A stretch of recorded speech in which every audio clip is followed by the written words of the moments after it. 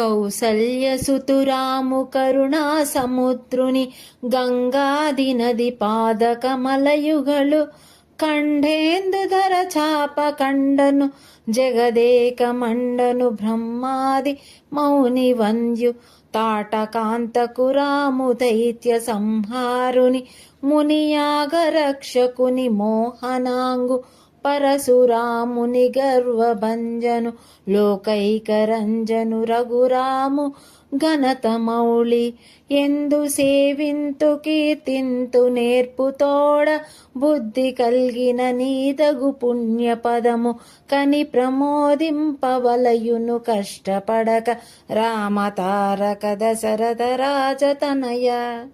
భావం: కౌసల్య కుమారుడైన కరుణా సముద్రుడైన రాముని పాద కమలములను గంగాది నదులు నిరంతరం కడుగుతుంటాయి. పరమశివుని ధనస్సుని విరిచిన జగదేక పూజితుడా, బ్రహ్మాది మునులెల్లరూ నిన్ను సేవింతురు.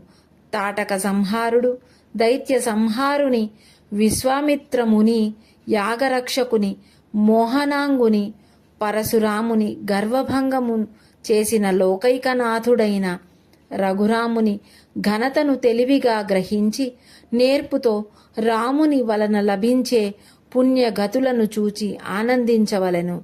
అది ఏ రామతారక మంత్ర ప్రభావము.